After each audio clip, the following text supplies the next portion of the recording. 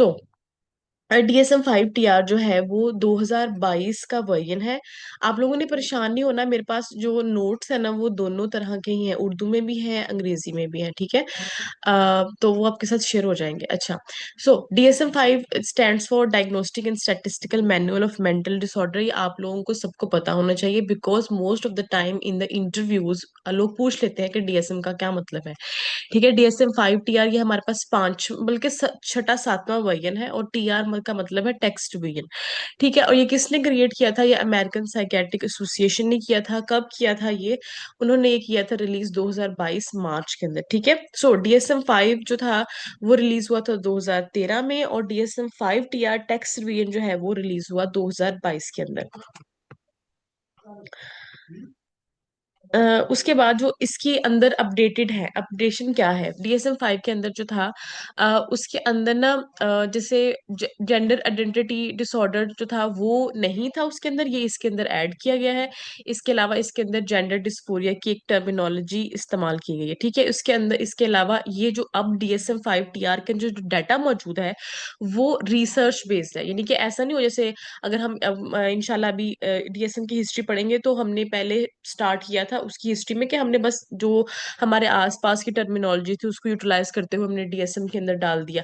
लेकिन जो अब हमारे पास रिवाइज्ड वर्जन है ना, ये वाला जो वर्जन है वो साइकोलॉजिस्ट, साइकेट्रिस्ट, रिसर्चर, सोशियोलॉजिस्ट, इन सब ने, मेडिकल डॉक्टर्स ने रिसर्च बेस्ड डाटा जो है वो इसके अंदर डाला गया, इसीलिए ये सबसे ज्यादा मुस्तनिद, सबसे ज्यादा ऑथेंटिक माना जाता है। ठीक है, उसके बाद इसको जो है वो जो डायग्नोस्टिक क्राइटेरिया थे ना पिछले जो DSM थे उनके अंदर कुछ ना कुछ एम्बिग्युइटी थी, उस एम्बिग्युइटी को बहुत हद तक जो है वो क्लियर किया गया। ठीक है, DSM-5 TR के अंदर बेसिकली 3 सेक्शंस हैं। ठीक है जी, कितने सेक्शन है इसके अंदर? 3 सेक्शन है। कौन कौन से हैं? पहले सेक्शन के अंदर हम उन्होंने हमें बताया है कि हमने DSM-5 को इस्तेमाल कैसे करना है।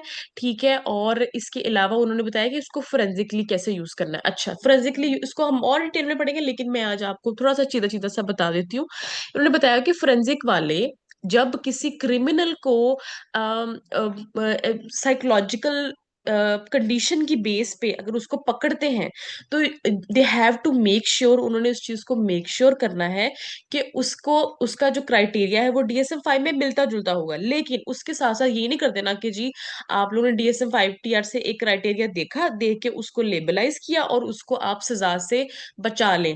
ठीक है, या उसको जो है आप सजा दे दें। उसके अलावा भी आपने अपने जो है वो फोरेंसिक प्रोटोकॉल्स को भी देखना है कि उस बंदे का जुर्म कितना संगीन है, आया उसकी नफसियाती मसले की वजह से अगर किसी दूसरे दूसरे इंसान को या प्रॉपर्टी को नुकसान पहुंचा है, वो उसकी नौयत क्या है, उसकी बेस पे उसको आप सजा जजा दे सकते हैं। ये नहीं कहना कि जी DSM-5 TR के अंदर इसको ये डिसऑर्डर था, उसकी बिना पे इसको हम छोड़ देते हैं या सजा दे देते हैं। ठीक है, so explain the DSM system structure and how to use it, ये कैसे बना हुआ है, इसका तरीका का क्या है, उसको इस्तेमाल कैसे करना है। ठीक है, प्रोवाइड्स हमें इसकी डेफिनेशन बताता है, मेंटल डिसऑर्डर बताता है, और डायग्नोस्टिक क्राइटेरिया हमें देता बताता है कि क्या क्या है इसके अंदर। अच्छा, उसके बाद सेक्शन 2 है हमारे पास। सेक्शन 2 के अंदर क्या है? Diagnostic criteria and codes. अच्छा, codes the most of the time the people the students ask ये भाई ये कोड्स क्या है, इसकी क्या जरूरत है। ठीक है, हमारे पास ना एक ICD एक मैनुअल है, अब तो वो 12 हो चुका है। ठीक है, अभी 2022 23 के बाद। अच्छा, अब ICD क्या है? ICD है इंटरनेशनल क्लासिफिकेशन ऑफ डिजीजेस। अच्छा, अब ICD इंटरनेशनल क्लासिफिकेशन डिजीज क्या है? ये है कि जनाब इसके अंदर पूरी दुनिया में जितनी भी बीमारियां हैं, ठीक है, जो तबई बीमारियां हैं, उन सब के लिए जो है अमेरिका के अंदर ये एक बनाया गया था, और वहीं से हमारा DSM जो है वो निकाला गया। इसमें से नफसियाती बीमारियों को अलग करके DSM बना दिया गया। बाकी दुनिया के अंदर ग्लोबली जितनी भी बीमारियां हैं उनको ICD के अंदर डाला गया। So when we talk about, जब हमारे पास कोई पेशेंट आता है, ठीक है, जब हमारे पास कोई पेशेंट आता है तो उसको हम सबसे पहले बीइंग साइकोलॉजिस्ट हम उसका मेडिकल चेकअप्स कराते हैं। ठीक है, कि आया इसको कोई मेडिकल मसला तो नहीं, जिसकी कोई मेडिसिन तो नहीं ऐसे ले रहा जिसकी वजह से इसको साइकोलॉजिकल प्रॉब्लम आ रहा है। Then when we make sure, जब हम पूरा उस पर यकीन रहता है कि नहीं इसका जो मसला है वो प्योरली नफ्सियात नफ्सियात से ही रिलेटेड है, तो हम उसको डील करते हैं। लेकिन अदरवाइज हमने उसको साइकेट्रिस्ट को या किसी डॉक्टर को रेफर करना होता है। अच्छा जनाब, जब हमने डॉक्टर को रेफर करना है तो फिर हमने उसके साथ आईसीडी का कोड लगाते हैं कि इसको ये मसला है, because we never use the term of the disorder कि जी हमारा जो पेशेंट है ना उसको ये नफसियाती मसला है। We always say the person is suffering with, ठीक है, being clinical psychologist, being psychologist, you have to make sure, you have to keep in your mind, आपने अपने जहन में रखना है, आपने इस बारे में बहुत ऐसे सेंसिटिव हसास होना है कि हम किसी इंसान को ये ना कह दें इसको तो डिप्रेशन है, ठीक है, इसको तो जो है जी ये तो शिजोफ्रीनिया है, इसको हमने ये नहीं कहना, ठीक है, हमने कहना है the person is with schizophrenia, the person is with depression, the person is with ADHD, the person is with intellectual disability, ठीक है। सो जब हमने अपने पेशेंट को साइकेट्रिस्ट के पास या किसी भी मेडिकल डॉक्टर के पास भेजना है तो हम वो कोड लगा के देते हैं कि इसको ये मसला है, ठीक है।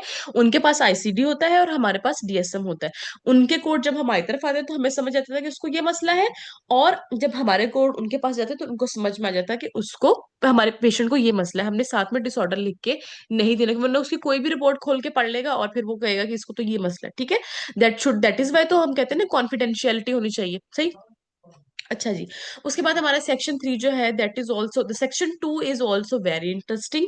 सेक्शन 3 भी इंटरेस्टिंग है बिकॉज हम जो है as a student, as a teachers, बल्कि स्टूडेंट्स ज्यादा, हम लोग बहुत सफर करते रहे हैं कि जी अब हम पहला इंटरव्यू कैसे कंडक्ट करें, हम हमें कैसे पता चलेगा हमारे मरीज को क्या मसला है, हम शुरू कहाँ से करें, हमें शुरू करना ही नहीं आता, ठीक है, when we trying to do a practice. तो सेक्शन 3 के अंदर उन्होंने हमें टूल्स दिए हुए हैं कि कोई नफसियाती मसला ऐसा आ जाता है जिसको किसी भी अम्ब्रेला के अंदर नहीं आता, फिर उसको फर्दर हमने रिसर्च के लिए उसको उन्होंने हमें ना स्केल्स दिए हुए हैं, ठीक है, और पहले इंटरव्यू कैसे कंडक्ट करना है। उसके अलावा सबसे खास बात DSM-5 TR की, कि इन्होंने ना कल्चर फॉर्मेशन जो है इंटरव्यू, जैसे फॉर एग्जाम्पल हम पाकिस्तान में है, तो जैसे कहते हैं अगर शराब की एडिक्शन जो है हमारे लिए तो एक तो इस्लामी तौर पे भी मना है और बाहर के मुमालिकों में वो आम है, तो अब हम ऐसे मरीज के साथ कैसे इंटरव्यू करें, हमें पता ही नहीं, हमारे पास तो कुछ डाटा नहीं। तो उन्होंने इस दफा जो हमें अपेंडिसिस के अंदर या हमारे जो सेक्शन 3 DSM के उसके अंदर हमें ना इंटरव्यू के जो है डिफरेंट फॉर्म्स दी हुई है कि आप कैसे पहला इंटरव्यू कंडक्ट कर सकते हो, आप कैसे जब हमारे पास पहली दफा पेशेंट आएगा उससे उसकी सिम्टम निकाल सकते हो, ठीक है, वो जो बताता है वो तो ठीक है, लेकिन उसके अलावा हमारे पास भी तो कोई टूल होना चाहिए ना। तो उसकी बेस पे उन्होंने हमें टूल भी दिए हुए हैं और इंटरव्यू करने का तरीका बताया, जो हम लोग सारी जिंदगी परेशान स्टूडेंट्स होते रहते हैं कि हम पहला इंटरव्यू कैसे करें, हम जो है वो पाकिस्तानी जो पेशेंट्स को कैसे डील करें। तो इस दफा सेक्शन 3 के अंदर उन्होंने हमें जो है वो कल्चरल फॉर्मुलेशन इंटरव्यू करने का तरीका और दिया। उसके अलावा अच्छा, इसके अलावा सेक्शन 3 से पहले उन्होंने ना ऐसी बहुत, जैसे अभी स्क्रीन का इस्तेमाल बहुत ज्यादा हो गया है अब्यूज से रिलेटेड, और भी बच्चों को जितनी भी सेक्सुअल हेरासमेंट के केसेस हैं, ऐसी टर्मिनोलॉजी जब किसी भी अम्ब्रेला के अंडर नहीं आती उनको जो है वो सेक्शन 3 के अंदर जो है वो डिस्कस किया गया। अच्छा, अब हमारे पास जो है वो DSM के अंदर जो हमारा अपेंडिक्स उसके अंदर क्या है, हाईलाइट्स है उसके अंदर कि DSM-5 के अंदर क्या था और DSM-5 TR के अंदर क्या है, टेक्निकल टर्म की ग्लॉसरी है, ठीक है, alphabetical numerical listing of diagnosis and codes है। अच्छा जनाब, उसके बाद हमारे पास जो section 2, the very interesting section of DSM-5 TR which is के हमारे पास मेजर डिसऑर्डर कौन कौन से हैं, ठीक है। सबसे पहले हमारे पास उसके अंदर है न्यूरो डेवलपमेंटल डिसऑर्डर, उसके अंदर आईडी है, कम्युनिकेशन डिसऑर्डर्स है, ऑटिज्म है, ADHD है, स्पेसिफिक लर्निंग डिसऑर्डर है, मोटर डिसऑर्डर है और टिक डिसऑर्डर है। उसके बाद हमारे पास आ जाता है शिजोफ्रेनिया स्पेक्ट्रम डिसऑर्डर, उसके अंदर शिजोटाइपल है, डिलूजनल डिसऑर्डर है, ब्रीफ साइकोटिक डिसऑर्डर है, शिजोफ्रेनिफॉर्म है, शिजोफ्रेनिया है, शिजोफेक्टिव डिसऑर्डर है, substance medication induce psychotic disorders, catatonia और द स्पेसिफिक। उसके बाद हमारे पास बाइपोलर एंड रिलेटेड डिसऑर्डर है। चौथे पे हमारे पास डिप्रेसिव डिसऑर्डर है, fifth anxiety disorder, sixth OCD and related disorder, seven trauma and stress related disorder, 8 dissociative disorder, 9 somatic symptoms and related disorder, 10 feeding and eating disorder, elimination disorder, sleep wake disorder, sexual dysfunctions, gender dysphoria, disruptive impulse control and conduct disorder, substance related and addictive disorder, neurocognitive disorder, personality disorder, paraphilic disorders, medication induced movement disorder and other adverse effect, other conditions that may be a focus of clinical attention, लेकिन वो बिल्कुल भी किसी भी disorder के umbrella के under नहीं आती, ये चैप्टर ऑफ जो है एनी डिसऑर्डर के नहीं आती। So these are not formal disorder but include psychosocial, यानी कि समाजी और नफ्सियाती, कॉन्टेक्चुअल किसी एक खास सिचुएशन के अंदर, एंड इन्वायरमेंटल माहौलियाती मसले, फैमिली जो है खानदान के मसाइल, ऑक्यूपेशन प्रॉब्लम जहां आप काम करते हैं वहां आपको जिन मसाइल का सामना करना पड़ता है, हाउसिंग ट्रबल यानी कि फाइनेंस का मसला है, घर में जगह कम है, लोग आपस में लड़ते हैं, उन चीजों को भी लोग नफ्सियाती तौर पर उनसे सफर करते हैं, तो उनको भी जो हो वो that also need clinical attention, लेकिन वो किसी नफ्सियाती मसले की अम्ब्रेला के अंदर या चैप्टर के अंदर नहीं आते, ठीक है, that may require clinical attention. अच्छा जी, new and notable edition in DSM-5 TR, ऐसी कौन सी जो है वो खास और जो है जिसको हम नोट कर सकते हैं, वो कौन सी एडिशन है, ठीक है, prolong grief disorder was formally added under trauma and stress related. अच्छा, पहले हमारे पास था प्रोलॉन्ग ग्रीव डिसऑर्डर DSM-5 के अंदर, अब हमारे पास क्या है, उसको हमने trauma and stress related disorder के अंदर डाल दिया है, ठीक है। उसके बाद unspecified mood disorder was reinstated and can apply under both depressive and bipolar. अच्छा जी, जो मूड डिसऑर्डर है ना, वो डिप्रेसिव के अंदर भी आएगा और वो बाइपोलर के अंदर भी आएगा। Stimulant induced mild neurocognitive disorder was also introduced. अच्छा जी, पहले हमारे पास न्यूरोकोग्निटिव डिसऑर्डर थे जो रिलेटेड टू डिमेंशिया और इस तरह थे, ठीक है। अभी जो है वो बेसिकली मेडिकेशन की साइड इफेक्ट्स के तौर पे जो हमें न्यूरोकोग्निटिव डिसऑर्डर्स होते हैं वो इसके अंदर एक अलग से इंट्रोड्यूस कराएंगे, ठीक है। A coding framework for societal behavior and non-societal self-injury was included to document these behavior even when no other diagnosis apply। अच्छा, जो पेशेंट या जो बच्चे स्टूडेंट्स या जो सुसाइड अटेम्प्ट करने की कोशिश करते हैं, तो वो उनका सुसाइड करने का बिहेवियर या उनकी ऐसे सुसाइड अटेम्प्ट करना कि उनको नुकसान ना पहुंचे, उसको भी जो है ऐसे बिहेवियर को भी जो है वो शामिल किया गया। अच्छा जी, जो है अब जो हमने DSM-5 TR को अगर हमने पढ़ना हो तो हम कैसे पढ़े, अब बच्चे खोलते हैं DSM को, देर लाइक यार कितना बोरिंग है इसका, हमें भी समझ ही नहीं आ रही, हम शुरू कहाँ से करें, क्या होगा। सो मैं I have to make it simplify कि सबसे पहले आप बच्चों आपने क्या करना है कि डायग्नोस्टिक क्राइटेरिया खोलना है, उसमें आपने उसकी एग्जैक्ट सिम्टम जो ऐसे A B C और A के अंदर 1 2 3 4 5 6 सिम्टम्स, फिर B C क्राइटेरिया वो दिखना होता है। देन आपने स्पेसिफाई, जैसे फॉर एग्जाम्पल डिप्रेशन के एग्जाम्पल लें तो सीजनल पैटर्न होते हैं उसके अंदर फिर जो है वो इट डिपेंड्स ऑन द कि कोई एक खास इवेंट हुआ उसकी वजह से स्ट्रेस रिलेटेड स्पेसिफाई, तो उसकी बेस पे आपने उसको जो है अंडरस्टैंड करा होता है कि अच्छा किसी को अगर डिप्रेशन सर्दियों में हो रहा है तो वो उसका सीजनल है, अगर किसी को डिप्रेशन एग्जाम में हो रहा है तो that is related to exam, ठीक है, वो फिर बाद में चला जाएगा।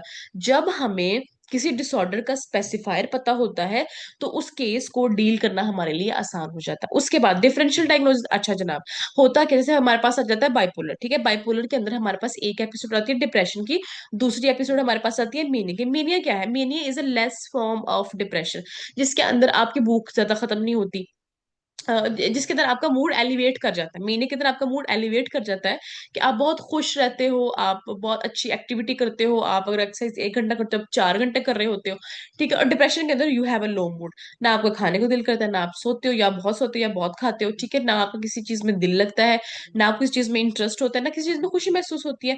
तो यू कैन लाइक उसको मिक्स अप कर सकते हो ना, शायद this could be the bipolar, ठीक है, you can say this could be the cyclothymia. लेकिन जब हमें उसका DD पता होगा, I have make it very easy for the students कि वो उसकी DD कर सकें कि भाई अगर डिप्रेशन है तो उसमें ये चीजें होनी चाहिए, अगर बाइपोलर तो ये होना चाहिए, अदरवाइज ये इससे अलग है, ठीक है।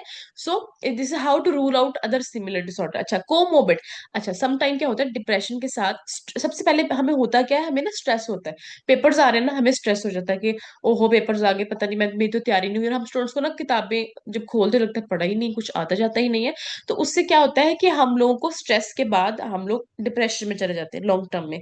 सो there is a most probably chances कि आपको किसी एक नफसियाती मसले की वजह से दूसरा मसला हो जाता है, उसको हम कहते हैं कोमोबिड। हम ना क्लिनिकल टर्मिनोलॉजी के अंदर एक टर्म यूज करते हैं DC की, जिसका मतलब है डायग्नोस्टिक क्राइटेरिया, ठीक है। DD यूज करते हैं, हम कहते हैं डिफरेंशियल डायग्नोसिस।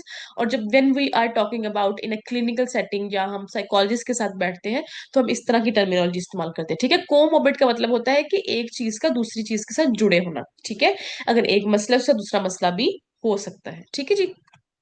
उसके बाद है प्रेवलेंस, कि जैसे अगर डिप्रेशन है तो वो कितना कॉमन है, that is known as prevalence, ठीक है जी।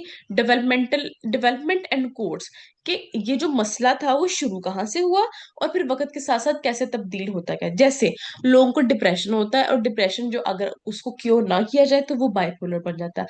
Someday they are happy and someday they are like वो मेनिया बन जाता है, और समडे दे आर डिप्रेस्ड। ठीक है।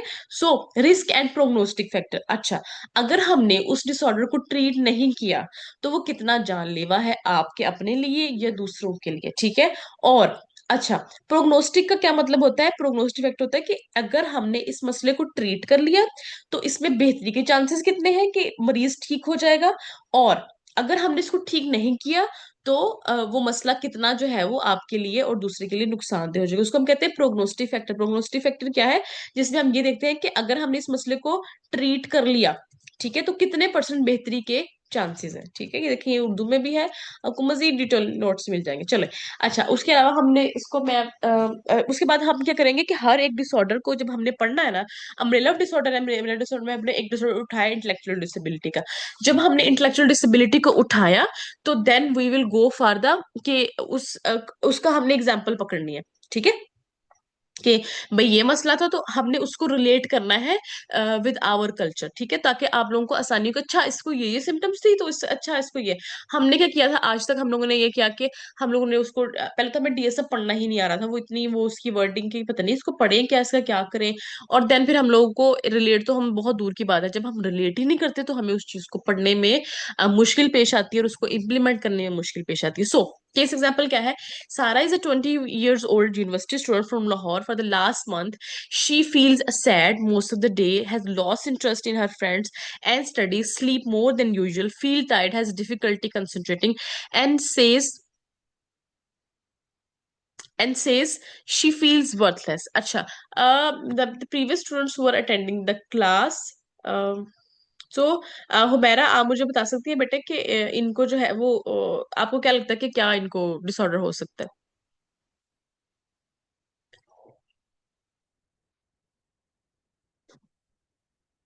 हुमैरा, जुनैरा, आप में से बता सकता है कि अगर हमने ये केस एग्जांपल लिए तो उनको क्या डिसऑर्डर हो सकता है?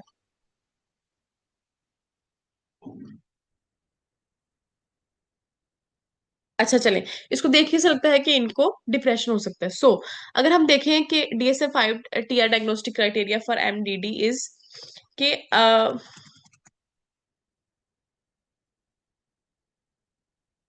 ठीक है जी, 5 or more symptoms during the same 2 weeks period representing a change from previous functioning. At least one of the symptom is either depressed mood or loss of interest or pleasure. ठीक है, depressed mood most of the day. अच्छा, इसको हम उर्दू में पढ़ लेते हैं because English में तो आप लोगों ने इसको बहुत पढ़ा हुआ। ठीक है, 2 हफ्ते के दौरान कम से कम 5 अलामत, और उनमें से एक जरूर उदासी या दिलचस्पी का खात्मा हो। ठीक है, दिन के ज्यादा हिस्से में उदास रहना, दिलचस्पी या खुशी में वाजिया कमी, वजन या भूख में गैर मामूली तब्दीली, नींद की कमी या ज्यादती, हरकत में गैर मामूली तेजी या सुस्ती, थकन या तवानाई की कमी, बेकार या कसूरवार महसूस करना, तवज्जो या सोचने की सलाहियत में कमी, मौत या खुदकुशी के ख्यालात। अलामात से रोजमर्रा जिंदगी में नुमाया मसला होना, अलामात किसी दवाई या जिस्मानी बीमारी की वजह से ना हो, कोई दूसरी जहनी बीमारी इसकी बेहतर वजाहत ना करे, माजी में मैनिक या हाइपोमैनिक में एपिसोड ना हो। अच्छा जी, ठीक है, ये आपने उसको अलग कैसे करना है कि ये जो मसला है वो रोजमर्रा जिंदगी में मौजूद होना चाहिए, किसी मेडिसिन या फिजिकल सिम्टम की वजह से भी ना हो, कोई और साइकोलॉजिकल डिसऑर्डर उसको अच्छे तरीके से वाजह ना कर सके, और माजी में उनको मैनिक या हाइपरमैनिक ना हो, नहीं तो फिर वो बाइपोलर में चला जाएगा, then it will be diagnose as a major depressive disorder. अच्छा जी, बाइपोलर कैसे नहीं है? बिकॉज बाइपोलर के तो दो पोल है, उसमें मैनी या हाइपरमैनिक एपिसोड होती है और इसके अंदर मैनिक एपिसोड नहीं है, so that is it's also the depressive, major depressive disorder. उसके बाद हमारे पास परसिस्टेंट डिप्रेसिव डिस्टीमिया। अच्छा जनाब, इसका क्राइटेरिया कितना था? 2 हफ्तों का। और परसिस्टेंट के अंदर 2 साल का होता है, उसके अंदर 1 साल आपका बचपन के अंदर होता है या आपके अडल्टहुड के अंदर, और दूसरी आपकी जो कंडीशन हो, दूसरा साल आपका जो अभी आप उसके अंदर सफर कर रहे होते हो। So it's also not the dysthymia और पीरियड। ठीक है, एडजस्टमेंट डिसऑर्डर क्यों नहीं है? बिकॉज ऐसा नहीं हुआ कि आपने किसी नई जगह पे आए और फिर आपके साथ ये प्रॉब्लम हुआ, नहीं। ठीक है, this is about the consistent situation. उसके बाद है ग्रीफ, जो है वो नॉर्मल ग्रीफ, दुख हमें किसी जो है वो पर्टिकुलर कंडीशन की वजह से होता है, लेकिन इसके अंदर हमें कोई कंडीशन नजर नहीं आई, सो दैट इज इस तरह से हम इसको अलग कर सकते हैं दूसरे डिसऑर्डर के साथ। ठीक है जी, ठीक है, ये उर्दू में बताया हुआ है मैंने। अच्छा, इसका ट्रीटमेंट कैसे कर सकते हैं? इनके हम सीबीटी करते हैं। अच्छा, सीबीटी कैसे करते हैं? CBT stands for cognitive behaviour therapy. अच्छा, कॉग्निटिव, हमने अपने पेशेंट का थॉट प्रोसेस चेंज करके उसके फिर बिहेवियर को चेंज करना होता है, देन फिर उसको हम नॉर्मलाइज करते हैं। ठीक है, उसके बाद इनको अगर मेजर डिप्रेसिव डिसऑर्डर एक हद से ज्यादा बढ़ जाए, वो डिस्थीमिया के अंदर कन्वर्ट हो जाए, देन हमें अपने पेशेंट को रिलैक्स करने के लिए उसको एसएसआरआईज देते हैं। और वो एसएसआरआईज हम नहीं देते, हमारे साथ एक साइकेट्रिस्ट बैठता है, वो प्रिस्क्राइब करेगा। ठीक है जी।